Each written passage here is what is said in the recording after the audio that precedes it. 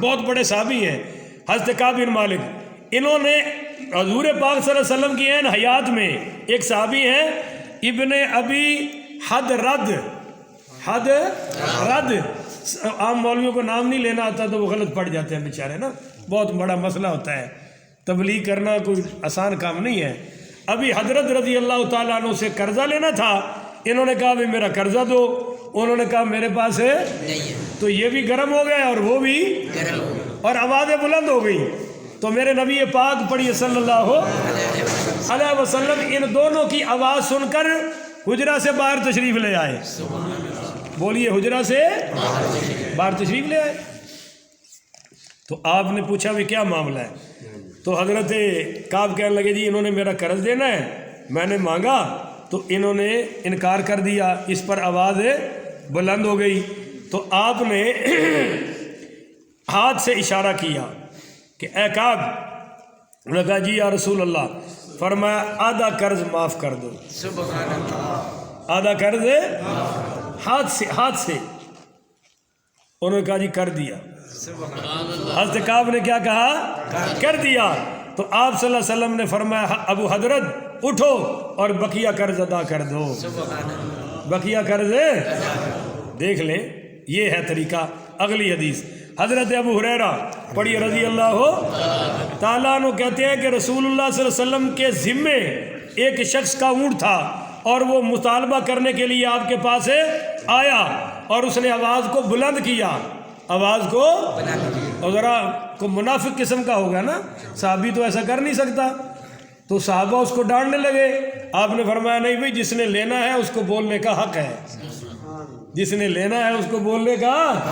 اور جنہیں لینا ہوتا ہے وہ الٹا ڈر رہا ہوتا ہے کہ پتہ ایک ناراض ہو گیا تو ملنا بھی. آپ نے فرمایا بھائی جس نے لینا ہے اس کو بات کرنے کا حق ہے. تو پھر آپ نے فرمایا کہ صحابہ سے کہ اس کو اونٹ دے دو. انہوں نے تلاش کیا تو وہ اونٹ تو نہ ملا, تو صحابہ نے اس سے بھی اعلیٰ اونٹ لا کر اس کو دے دیا. تو میرے نبی ایک پاک پڑھیے صلی اللہ علیہ وسلم سے وہ اونٹ لے کر کہنے لگا آپ نے مجھے بھرپور اور خوبصورت اونٹ دیا ہے, اللہ آپ کو بھی خوب عطا فرمائے. تو آپ صلی اللہ علیہ وسلم نے فرمایا بے شک تم میں سے سب سے اچھا شخص وہ ہے جو سب سے زیادہ اچھے طریقے سے قرض ادا کرتا ہے. بولیے, سب سے اچھے طریقے سے قرض ادا کرتا ہے. ایک اور حدیث سنیے, اور یہ حدیث بڑی کمال کی ہے, میرے اور آپ کے زیادہ سننے کی ہے. ابو قتادہ انصاری پڑھیے رضی اللہ تعالیٰ نے بیان کرتے ہیں کہ نبی کریم صلی اللہ علیہ وسلم صحابہ کے درمیان کھڑے ہوئے ہیں اور آپ نے یہ بیان فرمایا کہ اللہ کی راہ میں جہاد کرنا اور اللہ پر ایمان لانا یہ تمام اعمال میں سب سے افضل عمل ہے. بولیے, یہ سب سے افضل عمل ہے. تو ایک شخص نے کھڑے ہو کر عرض کیا یا رسول اللہ یہ بتائیے اگر میں اللہ کی راہ میں شہید ہو جاؤں تو کیا میرے گناہ مجھ سے مٹا دیے جائیں گے؟ بھائی سوال سمجھ آ گیا؟ تو حضور پاک پڑھیے صلی اللہ علیہ وسلم نے فرمایا اگر تم اس حال میں اللہ کی راہ میں شہید ہوئے کہ تم ثابت قدم رہے اور جہاد میں مخلص تھے, آگے بڑھنے والے تھے, پیچھے ہٹنے والے نہ تھے, تو پھر تمہارے سارے گناہ معاف ہو جائیں گے. پھر رسول اللہ صلی اللہ علیہ وسلم نے فرمایا تم نے کیا کہا تھا؟ اس شخص نے کہا جی میں نے یہ کہا تھا اگر میں راہ خدا میں شہید ہو جاؤں تو کیا میرے سارے گناہ مٹا دیے جائیں گے؟ تو رسول اللہ صلی اللہ علیہ وسلم نے فرمایا ہاں, اس حال میں کہ تم ثابت قدم, مخلص, آگے بڑھنے والے اور پیچھے ہٹنے والے نہ ہوئے تو سوائے قرض کے باقی تیرے سارے گناہ معاف ہو جائیں گے. مگر قرض شہید کو بھی معاف ہے. اور حضور نے فرمایا یہ دوسری بار اس لیے کہ ابھی جبریل آئے کھڑے ہیں, انہوں نے مجھے یہ بتایا ہے کہ قرضہ اللہ معاف نہیں کرے گا. بولیے نا جی, قرضہ اللہ معاف نہیں کرے گا. واتقوا یوما ترجعون فیہ الی اللہ, کہ تم اللہ سے ڈرو اس دن سے, ترجعون فیہ الی اللہ, جس دن تم نے لوٹ کر اللہ کی بارگاہ میں حاضر ہے.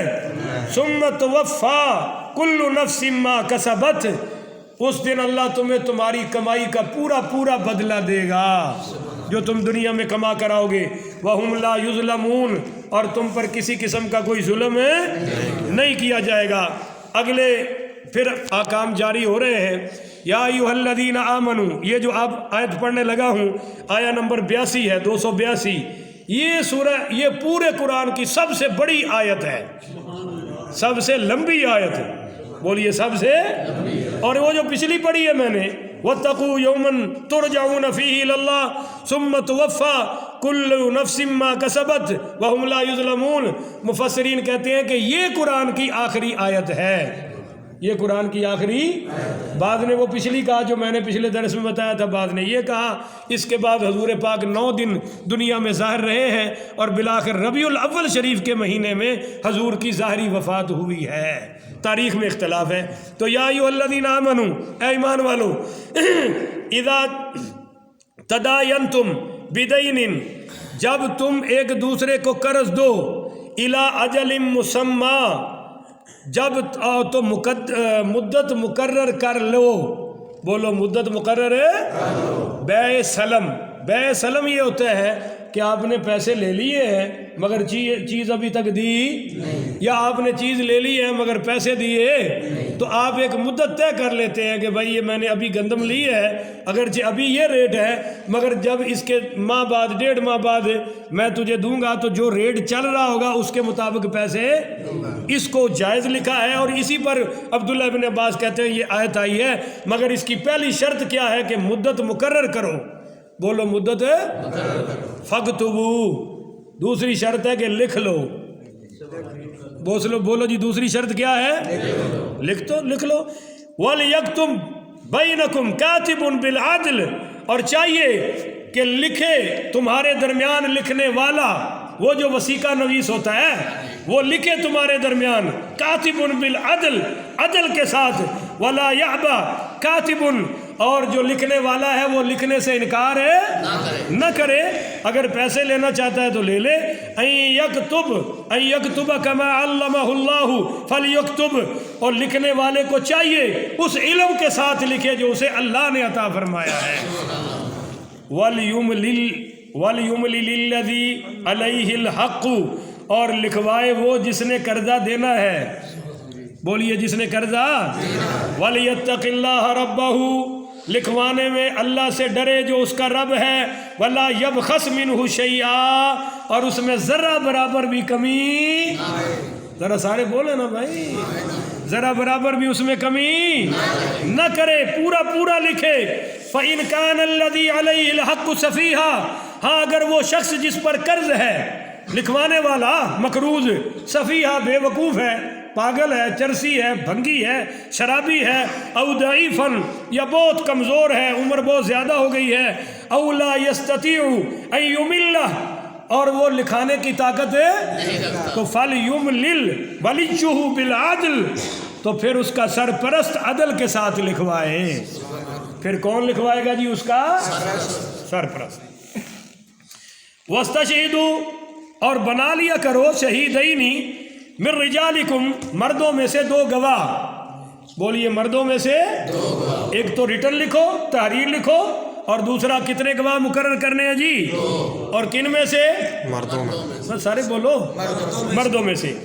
فَإِن لَّمْ يَكُونَا رَجُلَيْنِ، اگر تمہیں مرد نہیں مل رہے تو فَرَجُلٌ وَامْرَأَتَانِ، تو پھر تم ایسا کرو کہ 1 مرد لے لو اور 2 عورتیں لے لو. تو عورتیں کتنی ہوں گی؟ 2. اور مرد کتنا ہوگا؟ 1. ان عورتوں کی 2 کی گواہی 1 مرد کے، بولیے ذرا، برابر ہے. ممن تردون من الشہداء، جن کو تم پسند کرتے ہو، یعنی جن کو سمجھتے ہو کہ یہ سچے ہیں جھوٹے. اور عورتوں میں بھی سے یہ دیانتدار ہے. 2 عورتیں کیوں؟ ان تدل احداہما، اگر ایک عورت بھول جائے تو فتذکر احداہما الاخری، تو دوسری عورت اس کو یاد کرا دے. عورتوں کی تو 2 کی چلے گی. اب بعض نادان عورتوں کو بڑا غصہ آتا ہے ہم پہ، یہ آیت سنتی ہیں، کہتے ہیں جی ہم میں کیا ہے؟ میرے نبی نے فرمایا ناقصات العقل والدین، عورتوں تمہاری عقل بھی کامل نہیں ہے، ادھوری ہے، اور تمہارا دین بھی ادھورا ہے. تو صحابیات نے پوچھا عورتوں نے، یا رسول اللہ ہماری عقل میں کیا کمی ہے؟ فرمایا اللہ نے تم 2 کی گواہی 1 مرد کے، یہ تمہارے عقل کم ہونے کی نشانی ہے. اور رہی دین کی، تو فرمایا نہ تم پورا مہینہ نماز پورا پڑھ سکتی ہو اور نہ پورے مہینے کے روزے. اب سمجھ آ گئی ہے.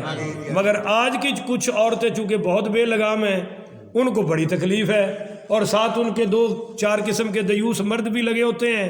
وہ آ کے جناب ان کا کیا قصور ہے, ان کو آدھا کر دیا گیا ہے, ان کی دیت بھی آدھی ہے. تو میں نے کہا بھئی اب ہم تم سے کیا کہیں. وہ کہتی ہیں جی ہماری بتاؤ نا عقل میں کیا کمی ہے. میں نے کہا یہ تو کوئی ایسا ہی ہے جیسے کوئی مرد کھڑا ہو کے پوچھے مولوی صاحب مینوں عمل کیوں نہیں ہوتا, میرے کی کمی ہے. عورت جو 9 مہینے سہ سکتی ہے تو میں نہیں سہ سکتا, عورت بچہ جم سکتی ہے میں نہیں جم سکتا. تو میں کیا اس الو دے پٹھے نو اسی کی جواب دئیے. یہی کہوں گے نا بھی اللہ نے تینوں اس واسطے بنایا, اور عورتوں سے بھی ہم یہی کہیں گے اللہ نے تمہیں گواہیوں کے لیے پیدا, اللہ چاہتا ہی نہیں ہے کہ تم عدالتوں کے چکر لگاؤ, اس لیے تمہیں 2 کو اور مرد کو 1 کے برابر رکھا ہے تاکہ تم ان جھمیلوں سے بچی رہو. آپ ایک مسئلہ اور یاد رکھ لیں, آپ کے علم میں اضافہ ہوگا انشاءاللہ, کہ قصاص اور زنا کے معاملے میں عورت کی کوئی گواہی ہے ہی کوئی نہیں. بولیے کوئی گواہی. قصاص میں تو 2 چل جائیں گے مردوں کی بھی, مگر جب معاملہ آ جائے حدود کا یعنی زنا کا تو پھر گواہ کتنے ہوں گے؟ 4. بھائی سارے بولو نا, یہ مسئلے تو مولویوں نے بھی نہیں پتا, تو انہوں تو پتا ہونا چاہیے نا.